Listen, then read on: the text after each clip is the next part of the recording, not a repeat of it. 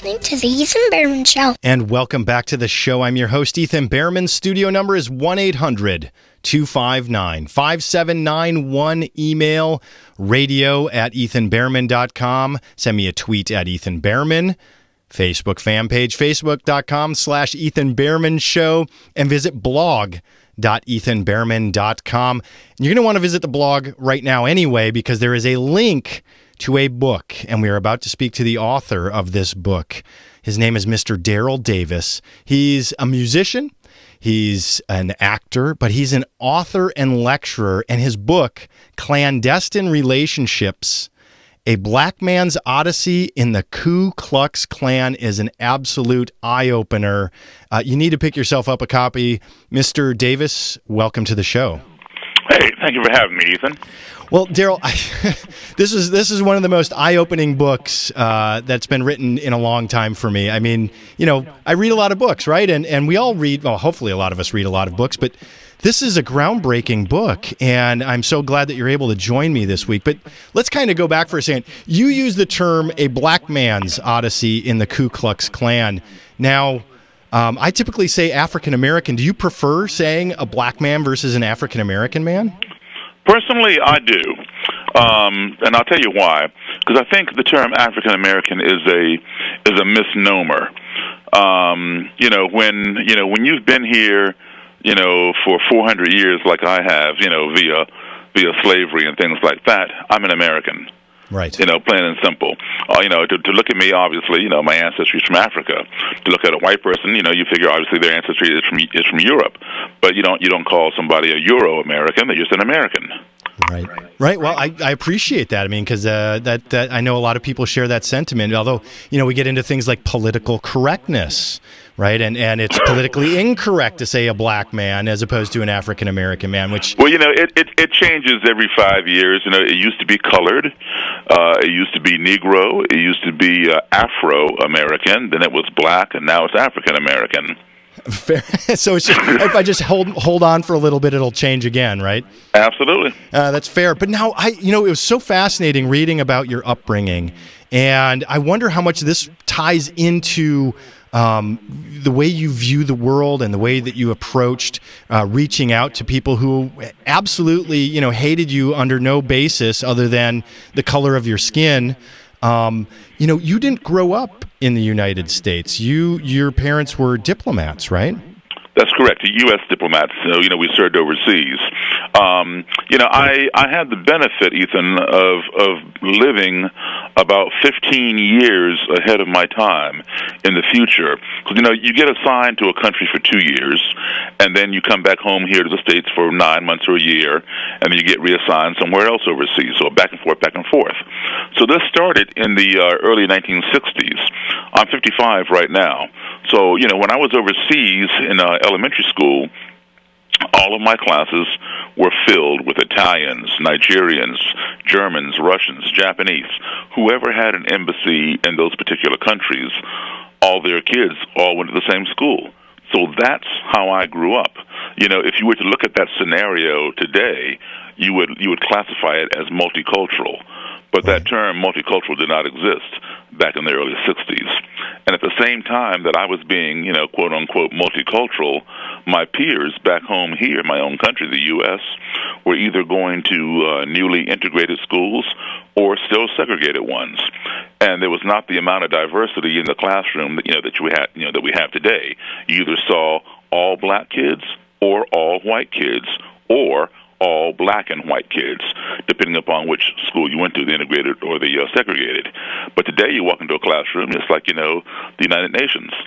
Right. Well, at least in many parts of the United States, there are definitely still places where it is homogeneous in the classrooms. Yes, you're right. And that actually brings me, before we dive into some of the details, I think this is so important, though, too, when you talk about where you were. And it's not just the classroom today.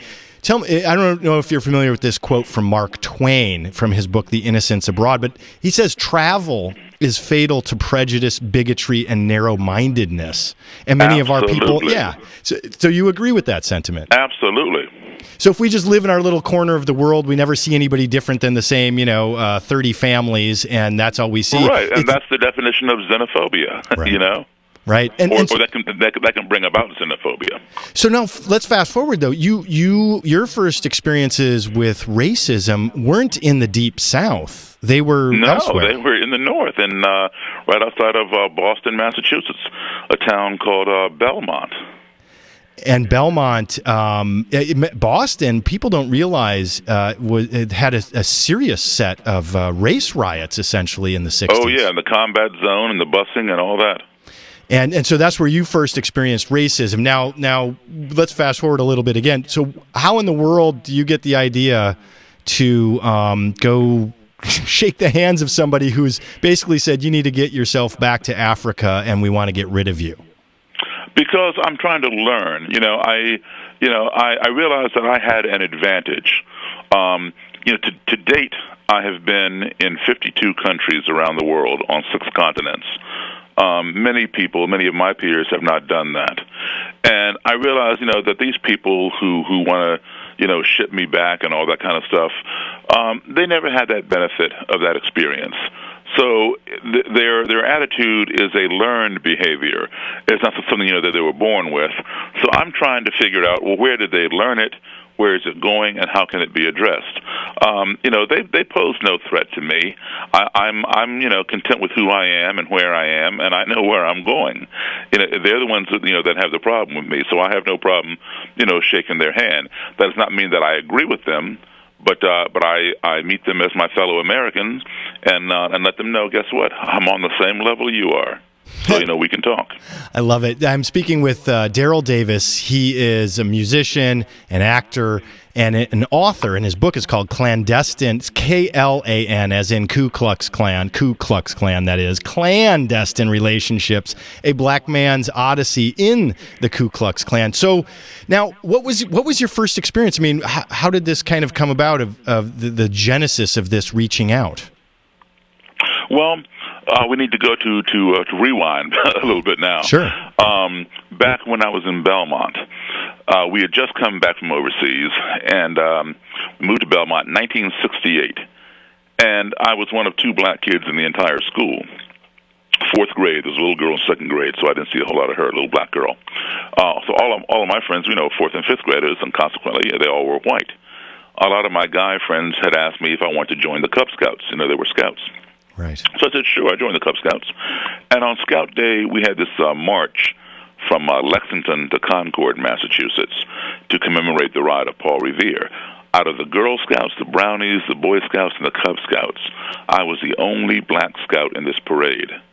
And as I was marching with my fellow scouts, somewhere down the parade route, I began getting pelted by bottles and soda pop cans and rocks and debris, from the street. By some white spectators, kids and adults alike, who were standing over, on the sidewalk at some point during the parade. And me being naive and having never experienced anything like this, my first inclination was, oh, those people over there don't like the Scouts. And I didn't realize, that I was the only Scout getting hit until my den mother and my Cub master and pack leader all came back in the line and huddled over me and escorted me out of the danger, shielding me with their bodies.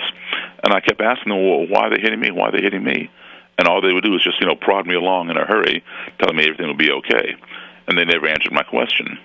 And when I got home that day, my mother and father, who were not at the march, I was 10 years old. My mother and father, who were not at the march, were fixing me up, putting Band-Aids on me, and asking me how did I fall down and get all scraped up. And I told them, I didn't fall down. Told them what happened. For the first time in my life, my mom and dad sat me down and explained to me what racism was and why I was being targeted. And I tell you, having had the background, that we just discussed about, being with people from all over the world, I literally thought my parents were lying to me. I did not believe them. I did not believe that someone who had never seen me or spoken with me or knew anything about me would want to hurt me for no other reason than the color of my skin. And it made absolutely no sense.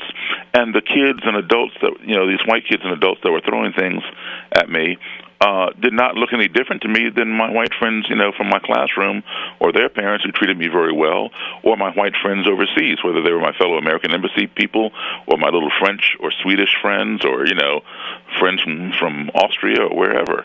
So my parents had to be lying. I just didn't know why they were lying. But then, like I said, 1968, April 4th, Martin Luther King was assassinated, and the whole country went up in racial flames. Everybody was rioting. And while I still did not understand, how can you hate me when you don't even know me, right, I began to realize that my parents had not lied. I just didn't know why people had that issue. So that question just, kind of like burned a hole in my head. And that fall, we went back overseas. Once again, I was around normalcy, with people from all over the world, right, no problems. But every time I'd come home, I'd run into some problems. So that's why, I had that burning desire to seek out those people. And who better to ask that question to? How can you hate me when you don't even know me? Than somebody who would join an organization whose whole premise is hating people who are different for no other reason than the color of their skin. And one of those organizations would be, of course, the Ku Klux Klan. So that's why I sought them out. And you even go through the history of the Ku Klux Klan in your book as well, which I appreciated absolutely. You taking that time to kind of break it down and the different organizations that have formed over the years and the history of it. But what was I just have to, when we just have a few seconds before our first commercial break, but the first time that somebody says to you, you need to go back to Africa, what in the world goes through your mind when you hear that? Well, the first thing that goes through my mind is, guess what? I just got back from there. I lived in Africa 10 years with the American Embassy. Oh, man, that is unbelievable.